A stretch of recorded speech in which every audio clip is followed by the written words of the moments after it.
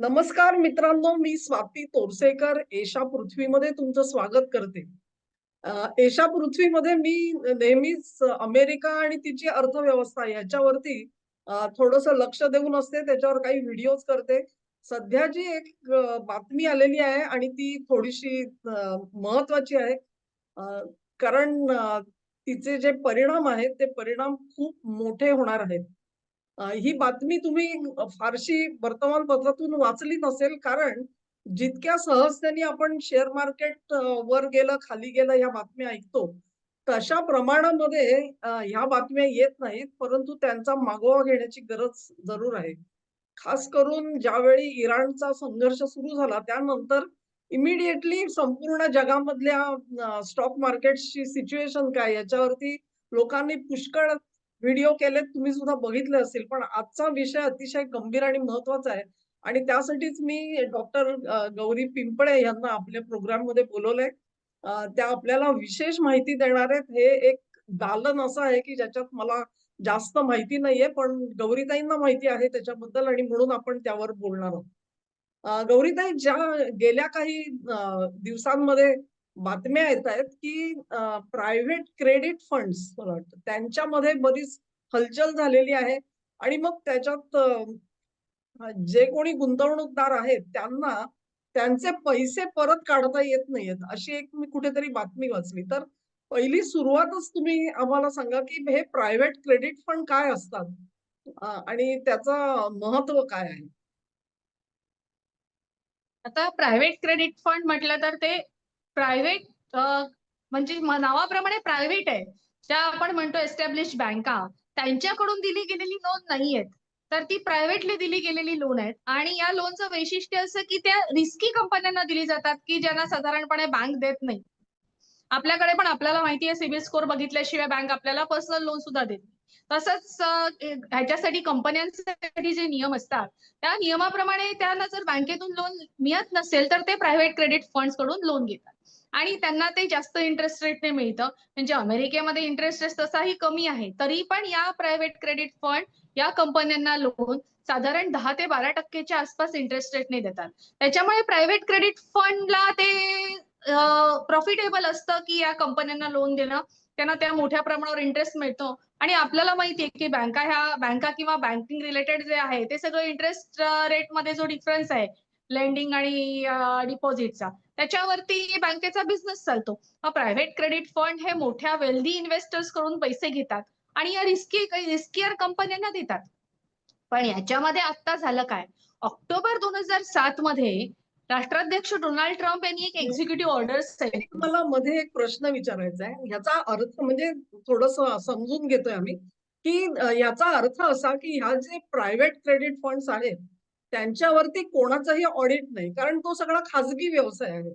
उदाहरणार्थ मला जर का एक ₹1,00,000 कर्ज पाहिजे असेल आणि गौरीताईंनी मला कर्ज द्यायचं मान्य केलं आणि त्यांनी मला दिले पैसे तसे. त्याच्यावरती काही कोणी क्रेडिट म्हणजे ऑडिटर नाहीये. त्यांनी ठरवलं आणि त्यांनी मला दिलं. त्यांचा विश्वास आहे, की बाबा मी त्यांच्यावर त्यांचं जे लोन आहे ते परत करणार आहे. सव्याज त्यांनी जे काही सांगितलं, त्यानुसार मी परत करणार आहे.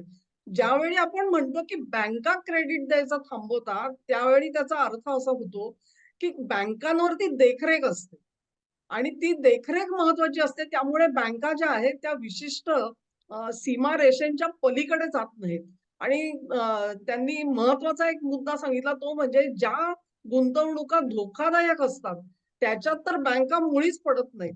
पण खाजगी कंपन्यांना थोडीशी एक आपण म्हणू ओव्हर कॉन्फिडन्स म्हणा की आत्मविश्वास असतो, की बाबा ठीक आहे माझी जी गुंतवणूक मी मागतो आहे ती धोक्याची असू शकते. पण मला खात्री आहे की माझा बिझनेस नीट चालेल. मग मला भांडवल का मिळू नये? अशा माणसांनी कुठे जायचं?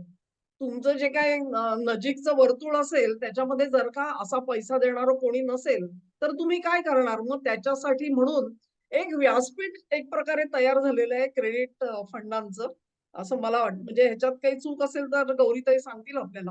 आणि म्हणून कंपन्यांना सुद्धा क्रेडिट फंडांची का गरज आहे? ती ही बँका किंवा इतर ज्या वित्तीय संस्था आहेत, त्यांच्याकडून जेव्हा कर्ज मिळेल असं होतं त्यावेळी आणि दुसऱ्या बाजूनी पण विचार करा, असे जे गुंतवणूकदार असतात, ते देखील ती जोखीम उचलायला तयार असतात. हा ठीक आहे, माझी गुंतवणूक रिस्क प्रोफाईल ज्याला म्हणतो आपण, ती त्याची जरा जास्त असेल असं म्हणू, की ठीक आहे, मला माहिती आहे की हे ₹1,00,000 माझे धोक्याची आहे गुंतवणूक खरी. पण मिळाले तर मला त्याच्यामध्ये भरपूर पैसे मिळतील. आणि जर का हे भरपूर पैसे म्हणजे बँकेत मी एफ-डी केली तर मला जे मिळतील किंवा स्टॉक मार्केटमध्ये मी घातलं, तर मला जेवढा परतावा मिळेल त्यापेक्षा इथे जास्त मिळणार असेल, तर मग मी ती जोखीम उचलायला तयार असतो. त्या दोन्ही बाजूनी आहे. इकडे ज्याला कर्ज पाहिजे त्याची पण गरज आहे आणि कर्ज द्यायचंय म्हणजे ज्याला पैसे गुंतवायचे त्याची पण गरज आहे आणि दोन्हींना सॅटिस्फाय करेल असे हे फंड तयार झालेले आहेत. तेव्हा ही देखरेख नसण्याचा जो प्रकार आहे गौरीताई, तर मग हे क्रेडिट फंड जे असतात ते कसल्या विश्वासावरती काम करतात? किंवा समजा लोकांना जर का त्याच्यामध्ये गुंतवणूक करायची असेल, तर तशी शक्य असते का? साधारण नॉर्मली वेल्दी इन्व्हेस्टर्स कडून घेतले जातात प्रायव्हेट क्रेडिट फंड. पण आता इथे झालं असं याच्यामध्ये, की राष्ट्राध्यक्ष ट्रम्प यांनी 7 ऑगस्ट 2025 ला एक एक्झिक्युटिव्ह ऑर्डर साइन केली. त्याच्यामध्ये 440K असे फंड्स जे अमेरिकेमध्ये आहेत, पेन्शन फंड, सॉव्हरेन वेल्थ बरोबर फंड, की. हां, त्याचे बरोबर. पैसे जे हां, हां. इन्व्हेस्टर बँकांकडे आहेत, ते प्रायव्हेट क्रेडिट फंड मध्ये वापरायची परवानगी मिळाली. त्यामुळे काही मोठ्या बँकांनी हे 40K फंडाचे म्हणजे pension fund, sovereign wealth fund जे काही वेगवेगळे फंड आहेत, त्याचे जे गुंतवणुकीचे पैसे आहेत ते प्रायव्हेट क्रेडिट फंडामध्ये वळवले आणि अशा रिस्कियर कंपन्यांना पैसे दिले. आता याच्यामध्ये ही जी बातमी आता आलेली आहे, ती सॉफ्टवेअर आणि एआय रिलेटेड कंपन्यांशी एक रिलेटेड मिनिट जे मला काही हे परत गुंतवणूक होती. एकदा सांगायला पाहिजे, की इथे की 401K म्हणजे काय हे थोडंसं सांगू आपण. आपल्याकडे जसा दर महिन्याला आपला प्रॉव्हिडंट फंड कापून घेतला जातो. तुम्ही जिथे काम करता, तुम्ही सरकारी नोकरीत असाल किंवा खाजगी नोकरीत असाल, तुम्हाला प्रॉव्हिडंट फंडाची बचत ही करावीच लागते. आता सध्याच्या घडीला सरकारने पेन्शन देणार नाही असं ठरवल्यामुळे हे जे प्रॉव्हिडंट फंडाचे पैसे आहेत ते गुंतवले जातात आणि मग त्याच्यावरचा जो परतावा असेल तो तुम्ही रिटायर होताना तुम्हाला तो मिळून जातो आणि लोकांना पण बरं वाटतं की 30-40 वर्ष अशा तऱ्हेने आपले पैसे जर का गुंतवले गेले, तर त्याच्यावरती रिटर्न्स सुद्धा चांगले जरूर मिळत असतात. असे जे 401Kचे जे पैसे आहेत, त्याच्यामधून एम्प्लॉईजना अमेरिकेमध्ये काय होतं, त्यांना सोशल सिक्युरिटी म्हणतात. म्हणजे ते जेव्हा रिटायर होतात, तेव्हा त्यांना दर महिन्याला काहीतरी महिन्याच्या महिन्याला काहीतरी पैसे मिळत जातात. जसे आपल्याकडे पेन्शन आहे, तसं तिकडे आहे. त्याच्यासाठी हा फंड वापरला जातो आणि तो सुरक्षित इन्व्हेस्टमेंटसाठी वापरला जावा, अशी एक कल्पना आहे. पण मला वाटतं आता डोनाल्ड ट्रम्प यांनी जो निर्णय घेतलेला आहे, की त्यांना परवानगी मिळाली प्रायव्हेट क्रेडिट फंड्समध्ये सुद्धा तुम्ही गुंतवा, असं जर का बँकांना सांगितलं गेलं असेल, तर ती रिस्की इन्व्हेस्टमेंटसाठी हा पैसा आता वापरला गेलाय आणि कल्पना नाही की त्याचा काय परिणाम आणि कुठपर्यंत झालाय ते. ते तर आपल्याला गौरीताई सांगतील. हे किती मोठे असतात प्रायव्हेट क्रेडिट फंड्स जे आहेत, ते अमेरिकेमध्ये त्यांचा व्हॉल्यूम आपल्याला काही कल्पना आहे का त्याच्याबद्दल? साधारण 1.8 टू 2 ट्रिलियन डॉलर्स बापरे! असा अंदाज आहे. हां. कारण तसं बघायला गेलं तर प्रायव्हेट क्रेडिट फंड हे प्रायव्हेट असल्यामुळे त्याचा डेटा पब्लिश होत नाही, की हां. पब्लिकली ते तुम्हाला दाखवलं जात नाही की किती प्रमाणात दिले गेलेले आहेत, किती आउटस्टँडिंग. आता इथे आपण ऑक्टोबर 2025 ची एक बातमी बघू. ऑक्टोबर 2025 ला एक बातमी आली होती. 3 ऑटो सेक्टर रिलेटेड ज्या कंपन्या होत्या, त्यातली एक फर्स्ट ब्रँड, एक प्रायमालँड आणि तिसरी ट्राय कलर. यातली फर्स्ट बाय ह्या 3 कंपन्यांनी बँक्रप्सी डिक्लेअर केली ओह! आणि ती चॅप्टर 7 च्या अंडर आहे. चॅप्टर 7 म्हटल्यानंतर पूर्णपणे कंपनी कोसळलेली आहे, म्हणजे कंपनी दिवाळखोरीमध्ये निघालेली आहे, त्यांच्याकडे काही नाही. असेट सेल करून जे काही पैसे मिळतील ते येतील. आता यातली फर्स्ट ब्रँड जी कंपनी होती, ती ऑटो सेक्टरला जे सुटे पार्ट्स असतात लागणारे ते बनवणारी कंपनी होती. आणि प्रायमालँड आणि ट्राय कलर या प्रायव्हेट क्रेडिट फंडासारख्या होत्या. पण त्या प्रायमालँड आणि ट्राय कलरने बेसिकली ऑटो सेक्टरलाच लोन दिलेलं होतं. म्हणजे त्यांचं लोन परत आलं नाही म्हणून त्यांना दिवाळखोरी जाहीर करावी लागली आणि फर्स्ट ब्रँडने जी घेतलेली कर्ज होती ती त्यांना फेडता आली नाहीत म्हणून त्यांना दिवाळखोरी जाहीर करायला. आणि तेव्हा ब्रिटनचे सेंट्रल बँकेचे अध्यक्ष आहेत, त्यांनी म्हटलं होतं की हे पुढे जाऊन 2008च्या सबप्राईम क्रायसिस सारखं होणार आहे, पण अमेरिका हे सगळं लपवून ठेवते, अशी तेव्हाची स्टेटमेंट होती. पण ती परत बातमी म्हणून राहिली आणि कोणी लक्ष दिलं नाही. आता म्हणजे ती बातमी परत पुढे आली. 6-7 महिने होऊन गेले या सगळ्याला. हा, ऑक्टोबर आणि 2025. बघा ना, म्हणजे करेक्ट 6 महिने होत आले जवळजवळ. हो हो, 6 बापरे. महिने झाले. आणि आता परत बातमी आली, सगळ्यात पहिल्यांदा ब्लॅक रॉकची बातमी आली की ब्लॅक रॉकचे असे $26 बिलियन, 26 अब्ज डॉलर्सचे प्रायव्हेट क्रेडिट फंड आहेत, त्याच्यामधले $1.2 बिलियन, 1.2 अब्ज डॉलर्स एवढे रिडम्शन विड्रॉल्स आले, काढून घेण्यासाठी लोकांनी. पण त्यांनी त्याच्यावरती सांगितलं की आम्ही देऊ शकत नाही, टोटल फंडच्या 5% वर आम्ही रिडम्शन करायला परवानगी देणार नाही. म्हणून $1.2 बिलियन एवढी मागणी आलेली असताना $620 मिलियन म्हणजे अर्ध्याच लोकांना त्यांची अमाऊंट परत मिळाली. त्याच्यानंतर ब्लॅकस्टोनची बातमी आली, हा दुसरा प्रायव्हेट क्रेडिट फंड.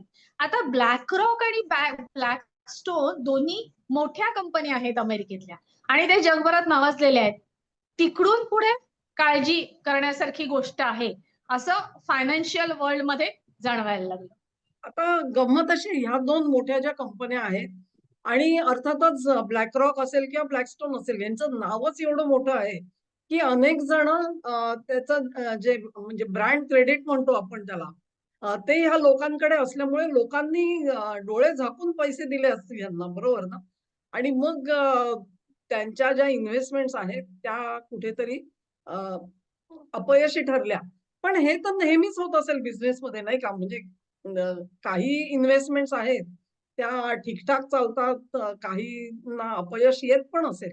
मग आताच हे एवढं मोठं का झालं असेल?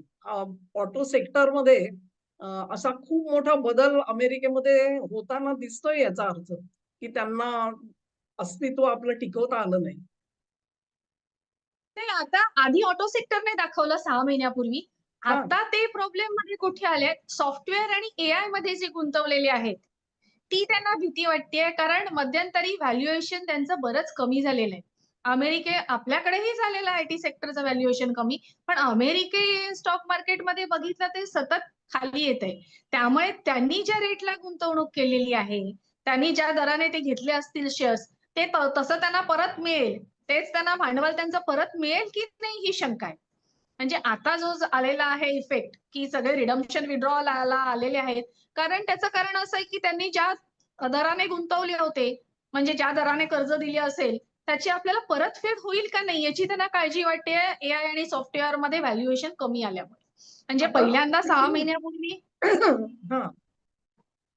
ऑटो सेक्टरने दाखवलं, आता आता आयटी सॉफ्टवेअर आणि दाखवते. एआय रिलेटेड असं म्हणजे झालं. आणि मग हा, एआय मध्ये ज्या ह्या कंपन्या उतरल्या आणि त्यांनी आम्ही एवढी गुंतवणूक केली, तेवढी गुंतवणूक केली, असं ते जे सांगत होत्या, तर त्याच्या गुंतवणुकीचा मोठा भाग हा अशा प्रकारे घेतलेली कर्ज होती असं दिसतं एकंदरीत. आणि त्यांनी स्वतःचे म्हणजे मिळवलेले पैसे आणि मग आपण काहीतरी गंगाजळी सारखे वेगळे ठेवलेत आणि आता ते नव्या रिसर्चमध्ये घालतायत, असं काही झालेलं दिसत नाहीये. त्यांनी पैसे उचलून बाजारातून आणले आणि त्यांना कदाचित तेव्हा खात्री असेल की हे सगळं ठीकठाक होईल म्हणून. पण आता तसं होताना कदाचित दिसत नसेल आणि कारणं वेगवेगळी असू शकतील त्याची. पण हे जे तुम्ही म्हणताय की जे ठेवीदार होते अशा प्रकारे प्रायव्हेट क्रेडिट फंडाचे, त्यांनी अचानकच मागण्या सुरू केल्या की म्हणजे नॅचरल आहे की समजा जर का कोणी, तुम्ही बँकेत सुद्धा गेलात समजा, बँकेने प्रत्येकाचे काही ना काही पैसे घेतलेले असतात आणि ते कर्जाऊ दिलेले असतात.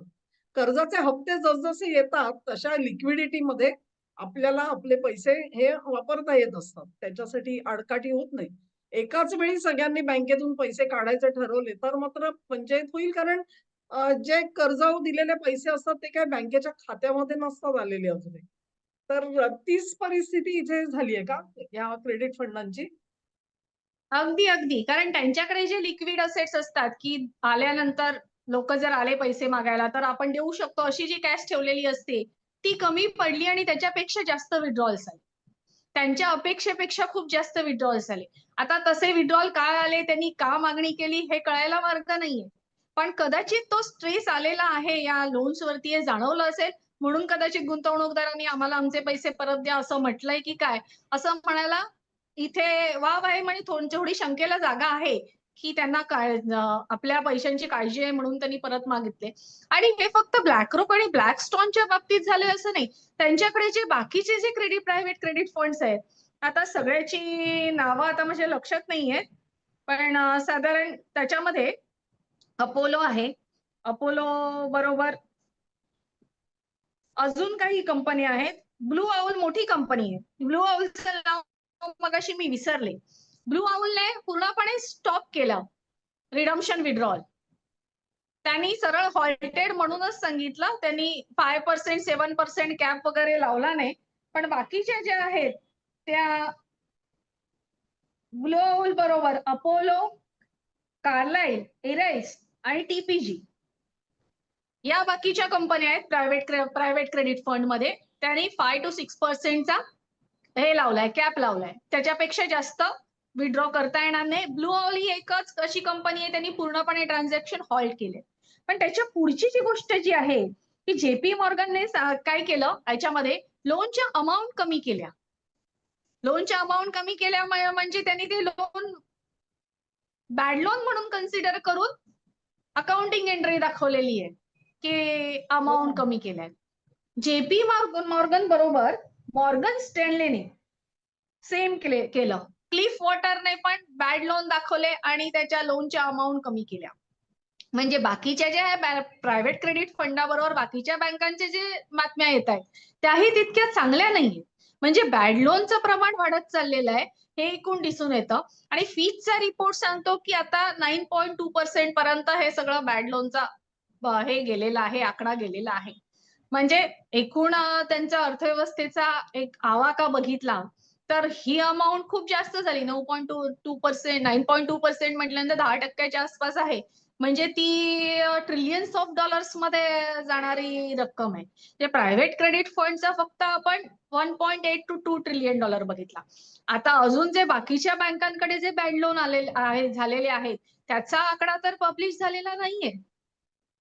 बरोबर आहे. म्हणजे ह्याच कंपन्यांनी आधी बँकांकडून लोन्स घेतली आणि शिवाय प्रायव्हेट कडून घेतली असतील आणि आता इथले डिफॉल्ट होत असतील तर खुद्द बँकांकडचे सुद्धा डिफॉल्ट होण्याचा मोठा धोका आहे असं गौरीताई आपल्याला सांगतायत. आणि ही मला वाटते एक मला कळलं नाही की समजा म्हणजे आपण ज्या वेळेला स्टॉक मार्केटमध्ये जातो आणि शेअर विकत घेतो तर आपण असं म्हणतो की हे फंड्स आहेत ते पूर्णपणे लिक्विड फंड्स असतात. म्हणजे मला जर का परत गरज लागली पैशाची तर मी शेअर्स विकू शकते आणि माझे पैसे मला 1-2 दिवसामध्ये किंवा लगेचच काही ठिकाणी हे मिळू शकतात आपल्याला. तर हे जे प्रायव्हेट तुम्ही जे म्हणताय क्रेडिट फंड्स ह्याची लिक्विडिटी काय असते? म्हणजे जर का एखाद्याने गुंतवले आणि त्यांनी परत मागितले, तर काही बंधनं त्या फंड मॅनेजरवर असतात का? आणि ते कितपत पाळतात ती तशी? की नाही त्यांना ते दीर्घ तसं मुदतीचं अगदी किचकट आहे की बाबा ह्याच्यामध्ये काही बदल करू शकणार नाही तुम्ही, असं काही आहे का? प्रायव्हेट क्रेडिट फंडांचा हाच प्रॉब्लेम झालाय. त्यांनी इलिक्विड असेट्स मध्ये जास्त गुंतवले. म्हणजे जे कॅश मध्ये डायरेक्ट कन्व्हर्ट करता येणार नाही अशा ठिकाणी गुंतवलेत. आता ह्याच्यामध्ये गंमत अशी आहे की इलिक्विड असेट्स म्हटल्यानंतर त्यांनी कशामध्ये गुंतवलेत हे तुम्हाला दाखवायला परवानगी नाही. हां. त्या बरोबर. पूर्णपणे प्रायव्हेट क्रेडिट फंड्स आहेत. ते दाखवणार नाही. ते फक्त डिक्लेअर करतात की आमचे इलिक्विड असेट्स आहेत. म्हणजे राइट टू इन्फॉर्मेशन नाहीये थोडक्यात इथे. जसं आपण म्हणतो, नाहीये. हो. की स्टॉक मार्केटमध्ये सेबी काय करत होती म्हणून आपण ताबडतोबीने एक आवाज उठवतो नेहमी, की सेबीला कळलं नाही का इथे काहीतरी गडबड चालू आहे, घोटाळा चालू आहे. तर तिथे काही सेबी वगैरे काही नाही कारण हा पूर्णपणे खाजगी गुंतवणुकीचा सगळा सेक्शन आहे. पण खाजगी गुंतवणूकदारांनी काय करावं हे त्यांचा प्रश्न आहे. पण त्यांचे पैसे जर का असे धोक्यात आलेले असतील, तर त्याचा कुठे ना कुठे म्हणजे त्याच्यातून आपल्याला कळतं, की अर्थव्यवस्था ठीक चाललेली नाहीये आणि म्हणून आपल्यासाठी चिंतेची बाब आहे. ते आपले पैसे नसतील एक वेळ. पण उद्या जर का असं लक्षात आलं, की ह्या ज्या एआय कंपन्या ही म्हणते आहे, तसं एआय कंपनी एखादी दोलायमान व्हायला लागली, तर तिचे शेअर सुद्धा दोलायमान होतील. तिथे काम करणारी माणसं, त्यांच्या नोकऱ्या, त्यानंतर त्यांनी प्रॉडक्ट्स ज्यांना विकलेली आहेत ती, अशी सगळी जी चेन आहे, ह्या सगळ्यांवर त्याचा परिणाम होणार आहे. तेव्हा जर का त्याची तब्येत ठीक नसेल त्या कंपनीची, तर केवळ तो खाजगी गुंतवणूकदार अफेक्ट होतो असं नाही, तर हेही सगळे होतात. ही बातमी आम्ही खरी तेवढ्यासाठी पिकअप केलेली होती. मला एक बातमी मी वाचली ती अशी, की एक आता नाव विसरले परत. एक क्रेडिट फंड असा आहे, की तिथे अशा रिक्वेस्ट आल्यानंतर ते क्रेडिट फंडचे लोक कदाचित जास्त सिन्सिअर असतील. त्यांनी असं ठरवलं, की सगळे आपण जे एम्प्लॉईज आहोत त्यांनी मिळून एक रक्कम जमा केली आणि त्याच्यामधून परतफेड केली सुरुवातीला. पण येणारी मागणी इतकी झपाट्याने येत गेली आणि रकमा एवढ्या मोठ्या होत्या, की त्यांचे स्वतःचे फंड सुद्धा तिथे कमी पडायला लागले आणि मग त्यांना सुद्धा हात वर करावे लागले किंवा तुम्ही म्हणता तसे त्यांना आणि सांगितलं, की BlackRock बाबा किंवा 5% Blackstone वर विथड्रॉवल्स नॉट पॉसिबल म्हणून. आणि हे मला लॉजिकल वाटतं. कारण काय आहे, की समजा तुम्ही विश्वासाने पैसे दिलेले आहेत. तुम्ही जर का एखाद्या कंपनीला ती इन्व्हेस्टमेंट केली आहे, की बाबा ठीक आहे तू कर तुझा कारखाना चालव आणि तो सुरू झाला, की मग माझा जो परतावा आहे तो मला मिळू शकेल. अशी जर का अशा समजुतीवरती तुम्ही दिले असतील पैसे आणि त्याला ते सगळं करण्यासाठी म्हणून जो काही काळ लागणार आहे त्याच्या आधी तुम्ही पैसे मागितलेत, तर ते तितकंसं बरोबर नाही. कारण तुम्ही मनामध्ये खरं म्हणजे ठरवलेलं आहे, की ही लाँग टर्म इन्व्हेस्टमेंट आहे. आता ते सगळं डोलड्रममध्ये आहे म्हटल्यानंतर तुम्ही पैसे काढायला लागलात, तर त्या फंड मॅनेजरची सुद्धा परिस्थिती थोडीशी बिकट होणार ही खरी गोष्ट आहे. पण तरी सुद्धा मूळ इंडिकेटर ज्याला म्हणतो ना आपण, की माणसाचं शरीर जर का नीट काम करत नसेल, तर त्याची जी अनेक लक्षणं दिसतात आजारी माणसाची, त्यातलं हे एक लक्षण खूप मोठं आहे असं मला वाटतं. आणि त्याच्याबद्दल काही ठिकाणी मी काही विशिष्ट त्या पर्सनॅलिटीज वरती वाचलं. ते सुद्धा म्हणजे काहीतरी लेमान ब्रदर्स मधल्या एका गृहस्थाबद्दलची बातमी आली आहे आणि तो सुद्धा ह्याच्यात. तर ती काय आहे? मिशेल रिस हां, ती जरा आम्हाला समजून सांगा काय आहे ती? मिशेल रिस हा फंड मॅनेजर आहे आणि आता मगाशी आपण उल्लेख केला होता ब्लू आउल. ह्या ब्लू आउल प्रायव्हेट क्रेडिट फंडाचा आता असेट फंड मॅनेजर तोच आहे. आणि या ब्लू आउल प्रायव्हेट क्रेडिट फंडाने संपूर्णपणे रिडम्पशन हॉल्ट केलेले आहेत. स्टॉप केलेले आहेत. त्यांच्याकडे पैसे नाहीयेत कोणालाही म्हणजे द्यायला. म्हणजे बाकीच्या क्रेडिट 5% पण फंड देणार नाहीयेत परत. नाही देणार आहे. ओके. म्हणून मग ते इंटरेस्टिंग ठरतं, की मायकेल रेईस हे नाव लेमन ब्रदर्सच्या वेळेसही होतं आणि ते मिशेल रिस. हां. मिशेल रिस हे नाव लेमन ब्रदर्सच्या वेळेसही होतं, आता होतं.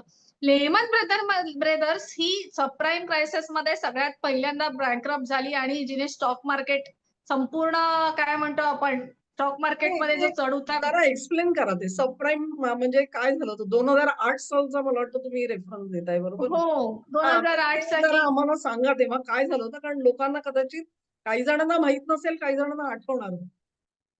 हां, अगदी थोडक्यात सांगते, हां, की घरांसाठी लोन दिली गेली आणि ती मोठ्या प्रमाणावर डिफॉल्ट झाली. याचंही पुन्हा इथे हेच होतं, की तिथे त्यांना क्वांटिटेटिव्ह इझिंग करायचं होतं म्हणजे इकॉनॉमीमध्ये जास्त पैसे खेळावेत. 2000 साली झालेला डॉट-कॉम बबल आणि 2001 मध्ये झालेला त्यांच्यावरचा दहशतवादी हल्ला. त्याच्यामुळे जो इकॉनॉमीवर परिणाम झाला होता त्याच्यामधून बाहेर पडण्यासाठी त्यांनी लोन देण्याच्या पद्धतीमध्ये बदल केला. जो येईल त्याला लोन थोडक्यात आपण असं म्हटलं तरी चालेल. अशा प्रकारे लोन दिलं आणि याच्यामध्ये झालं असं, की बऱ्याच क्रेडिट कार्ड असू दे किंवा ऑटो लोन असू दे, हाउसिंग सेक्टर असू दे, सगळ्यावरती परिणाम झाला आणि हाउसिंग सेक्टरला दिली गेलेली लोन जास्त होती आणि त्याच्यामध्ये ती मॉर्गेज लोन असल्यानंतर बँकेचा विश्वास असतो, की आपण ते हाऊस सेल करू आणि त्याच्यामधून पैसे मिळवू. पण इथे झालं असं, इथे लोनचे डिफॉल्ट्स वाढले आणि हाउसिंग मार्केटही पडलं. त्याच्यामुळे त्यांना पैसे स्वतःचे रिकव्हर करता आले नाहीत. बराच मोठा विषय आहे, पण आपण थोडक्यात बघूया आणि त्याच्यामध्ये पहिल्यांदा बँक्रप्सी जाहीर करणारी कंपनी लेमन ब्रदर्स होती. आणि लेमन ब्रदर्सने जाहीर केल्यानंतर बाकीच्यांनी बँक्रप्सी फाईल केल्या. तेव्हा बेल आउट पॅकेज द्यावं लागलं, ती अजून गोष्ट वेगळी. पण लेमन ब्रदर्सला बेल आउट पॅकेज मिळालं नाही, कारण त्यांनी कोणतेच नियम पाळले नव्हते. तर या लेमन ब्रदरमध्ये असेट फंड मॅनेजर म्हणून हा मिशेल रेस 2001 मध्ये लेमन ब्रदर्सला तिथे जॉइन झाला होता. त्याच्यानंतर 7 वर्षात ही कंपनी पडली आणि मग लेमन ब्रदर्स मधल्या काही गोष्टी काही असेट्स वगैरे असतील किंवा काय असतील, फायनान्शियल असेट्स असतील, ते याने मिशेल रेसने विकत घेतले आणि त्याने दुसरा एक फंड चालू केला. तर त्याचं मी नाव विसरले. तो हा. दुसरा एक फंड चालू केला आणि आता तो फंड ब्लू आउल बरोबर 2023 मध्ये मर्ज केला. आणि ब्लू आउलचा असेट फंड मॅनेजर आता तो आहे आणि ती एकमेव प्रायव्हेट क्रेडिट फंड कंपनी अशी आहे की त्यांनी आता पण रिडम्शन विड्रॉवल आहे ते स्टॉप केलेले. पैसे देणार नाही असं सांगितलंय. रिडेम्शन म्हणजे ह्या शब्दाचा जरा अर्थ सांगते की तुम्ही जी गुंतवणूक केलेली आहे ते पैसे परत मागणं म्हणजे रिडेम्शन. अगदी थोडक्यात सांगायचं, अगदी लिगल त्याचा अर्थ वेगळा असेल, म्हणजे काही जास्त व्यापक असेल. पण जेव्हा लोक गुंतवणूकदार परत पैसे मागायला लागतो तेव्हा त्याला रिडेम्शन म्हणतात. तर म्हणजे ही शेडी कॅरेक्टर जी होती ती शेडी कॅरेक्टर आपल्या फंडापर्यंत आणायची आणि मग नेमका तोच म्हणजे जेव्हा लेमन ब्रदर्स गेला तेव्हाचाच माणूस इथे येतो आणि तो इथे सुद्धा असंच कर्तृत्व गाजवतो. म्हणजे जबरदस्त आहे प्रकरण. नाही, भविष्य उज्ज्वल आहे कदाचित त्यांचं. अजून त्याचं उज्ज्वल असेल, पण हो, बँकिंग सिस्टमचं काय होणार हे काळजीची ही गोष्ट आहे. अवघड आहे काम. ह्याचे व्यापक परिणाम काय होऊ शकतील अमेरिकेसाठी आणि इतर जगासाठी किंवा भारतासाठी सुद्धा? आता आता जरी आपण प्रायव्हेट क्रेडिट फंडाचा उल्लेख केला, त्याची व्याप्ती साधारण $2 ट्रिलियन आहे. त्याचा इफेक्ट जो आहे आणि जे बॅड लोन्स वगैरे बघितले ते 10% आपण बघितले, की जे येणार नाहीयेत म्हणून त्यांनी अकाउंटिंग एंट्री करून ते नाहीसे केलेले आहेत बुक्स ऑफ अकाउंट्स मधून. तर त्याचा पुढे परिणाम जो पूर्ण त्यांचं जे सायकल आहे, बाकीच्या ज्या इन्व्हेस्टमेंट आहेत, त्याचं व्हॅल्युएशन आहे, सॉफ्टवेअर आणि आयटी कंपन्यांचं व्हॅल्युएशन आहे, याच्यावरती होऊन मला वाटते तो कॅस्केडिंग इफेक्ट झाला तर हं. साधारण 2008 सारखी परिस्थिती येईल का काय अशी सध्या तरी शंका आहे. कारण 6 महिन्यापूर्वी आलेली बातमी, आत्ता आलेली बातमी. कसं असतं जेव्हा सबप्राईम क्रायसिस झाला 2008 मध्ये, तेव्हा अशा बातम्या 2005 पासून यायला सुरुवात झाली होती. अमुक इतकी बॅड लोन्स आहेत, एवढं त्याच्यामध्ये अकाउंटिंग एंट्री करावी लागते. 2005 ला, 6 ला, 7 ला. मग आणि त्याच्यानंतर शेवटी तो 2008 ला सबप्राईम क्रायसिस झाला. त्याला एक रिसेशनच म्हटलं जातं अमेरिकेमध्ये, त्याचा इफेक्ट जो झाला त्याचा. पण आताही तसंच होईल का काय अशी थोडीशी शंका येते. कारण 6 महिन्यापूर्वी आलेली बातमी आणि आत्ता आलेली बातमी ह्याच्यामध्ये जर फरक बघितला जेमतेम 6 महिन्याचं अंतर आहे. पुढे 6 महिन्यांनी अजून पुढची कुठली तरी येईल, की अमुक एक कंपनी किंवा प्रायव्हेट क्रेडिट फंड दिवाळखोर झाला. मग ते प्रमाण वाढत चाललं, की मग ते फायनान्शियल क्रायसिसकडे जातंय असं एकूण दिसून येतं. आणि तो पॅटर्न 2008 लाही दिसला, तो आत्ताही दिसतोय. म्हणजे गौरीताई असं सांगतायत, की जेव्हा समजा तुम्हाला जर का एखादं इन्फेक्शन झालं, तर त्या इन्फेक्शनचे जे अनेक परिणाम असतात त्याच्यात एक ताप वाढणं जसा असतो, तसाच अंग दुखायला लागणं किंवा आणखी इतर जे असतील, की तुम्हाला भूक न लागणं असेल किंवा असे जे 4, 5, 6 जी लक्षणं असतात आणि त्यातून मग डॉक्टर ठरवतो, की नाही बाबा यांना अशा पद्धतीचं इन्फेक्शन कदाचित झालं असावं.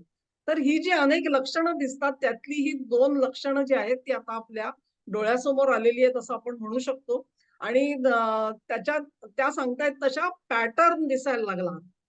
म्हणजे दिसली ती ऑक्टोबर मधली आणि तशीच घटना आता होताना दिसते. त्यामुळे एकच आयसोलेटेड केस झालेली होती ऑक्टोबरमध्ये असंही आपल्याला म्हणता येणार नाही. ते आता तसं चालू राहील असं दिसतंय. त्यामुळे पुन्हा एकदा आम्ही या विषयामध्ये जरूर बोलू कारण या बातम्या येतच राहणार आहेत. हा सगळा जो एक टर्ब्युलंट पिरियड चालू आहे आणि त्याच्यामध्ये ज्याला म्हणतात ग्लोबल रिसेट म्हणजे संपूर्ण जगामधली अर्थव्यवस्था जी आहे, ती स्वतःला ॲडजस्ट करायचा प्रयत्न करते आहे आणि त्यामुळे अशा घटना घडत राहणार आहेत. त्यात आपण आपल्याला वाचवणं महत्वाचं असतं आणि म्हणून या घडामोडी आपल्याला मुळात कळल्याच नाहीत, तर आपण त्यांच्याकडे सावधपणे बघणार नाही. त्यासाठी अशा प्रकारचे विषय आम्ही हाताळतो आणि गौरीताईंनी खूप चांगली माहिती दिली आपल्याला त्याबद्दल त्यांचे आभार मानते. आणि पुन्हा एकदा आपण अशाच चांगल्या विषयांवरती भेटू म्हणून त्यांना विनंती करते. आजचा एपिसोड आम्ही इथेच थांबवतो आहोत. तुम्हा सगळ्यांना आवडला असेल तर हा व्हिडिओ लाईक करा, शेअर करा, चॅनेलला सबस्क्राईब करा आणि सहकार्य असं चालू ठेवा. नमस्कार. धन्यवाद.